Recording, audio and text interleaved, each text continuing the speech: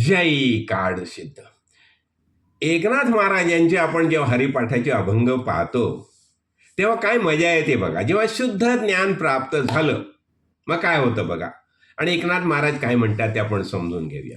ओळखीला हरी साठविला पोटी, ओळखीला हरी साठविला पोटी, होता त्याची भेटी दुःख कैचे.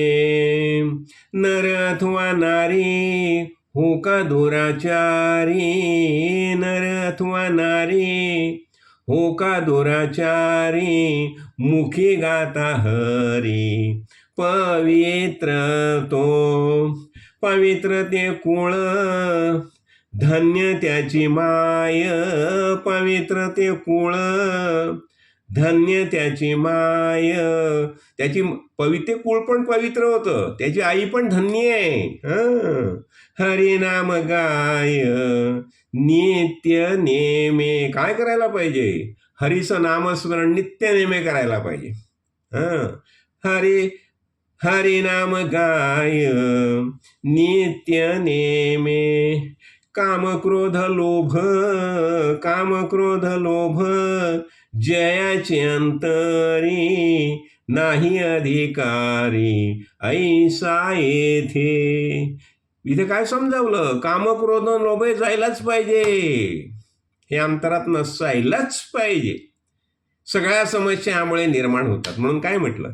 काम क्रोध लोभ जयाचे अंतरी, नाही अधिकारी ऐसा येथे. वैष्णवांचे वैष्णवांचे गुह्य काढिले निवडोनी, वैष्णवांचे गुह्य काढिले निवडोनी, एका जनार्दनी हरी बोला, एका जनार्दनी हरी बोला. हरिमुखे म्हणा, हरिमुखे म्हणा, पुण्याची गणना कोण करी. लक्षात घ्या, ह्या गोष्टी ज्या समजावल्या जातात ना, हे कशासाठी?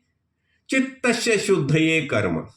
ह्या जेव्हा सगळ्या आपण उपासना करतो ह्याने चित्ताची शुद्धता होते. हे सगळं भजन जे आहे ना, आपण म्हटलं एकदा, ओळखीला हरी आणि साठेविला पोटी. तो हरी कोण? हरी हरी हरी जो हरण करतो.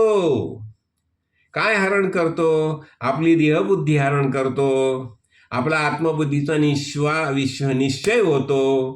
म्हणजे जी देहबुद्धी जी आहे ना ती निघायलाच पाहिजे.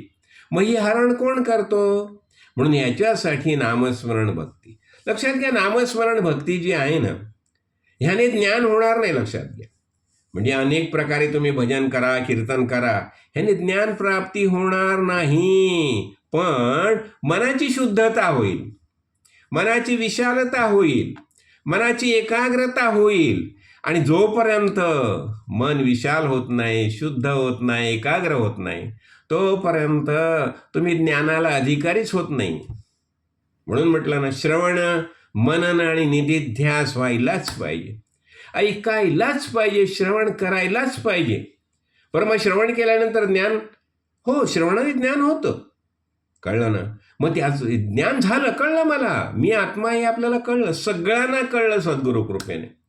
पण त्याचा आता निश्चय व्हायला पाहिजे, निधिध्यास व्हायला पाहिजे, म्हणजे त्याचं मनन व्हायला पाहिजे. श्रवणाने ज्ञान झालंय, मननाने सगळ्या शंका अशंका दूर करायच्या, दूर करायच्या, दूर करायच्या. आणि या सगळ्या शंका अशंका दूर झाल्या म्हणजे मनन, कळलं ना. आता कुठलीही शंका राहिलेली नाहीये. मग आता काय करायला पाहिजे? निधिध्यासनम. निधिध्यासन म्हणजे रजिस्ट्रेशन व्हायला पाहिजे आपल्याला. मी आत्मा हे कळलं ना आपल्याला. मग आता ते क्लेम करायचंय, रजिस्टर करायचंय. आणि रजिस्टर केल्याशिवाय, त्याला धब्बा मारल्याशिवाय त्याला पूर्णत्व येत नाही. आणि हे रजिस्ट्रेशन करण्यासाठीच आपल्याला नित्यानुसंधान करायला पाहिजे, नित्यानुसंधान करायला पाहिजे. अहो, याज्ञवल्क्यासारखा योगीराज याज्ञवल्क्य, त्याचे असे महापुरुष सुद्धा शेवटी संन्यास घेतात. कशासाठी? निधिध्यासनासाठी. तर आजचे जे बुवा बाबा वगैरे निघाले ना, परचे बाबा अनेक महामंडलेश्वर निघालेत, शंकराचार्य निघाले, जाऊन त्यांना विचारा त्यांना शुद्ध ज्ञान झालंय का म्हणून. त्यांनी काय काय त्याग केला विचारा त्यांना, काय संन्यास घेतला त्यांनी, कळलं की नाही. आणि त्यांनी हरीला ओळखलंय का सांगा, हरीचा निश्चय पक्का झालाय का सांगा. अजून ते सगळ्या सांसारिक गोष्टीमध्येच गुंतलेले दिसून येतात. म्हणून याच्यासाठी आपल्याला सद्गुरु बोधाप्रमाणे श्रवण मनन आणि निधिध्यासन करायलाच पाहिजे. जय काळ सिद्ध, जय काळ.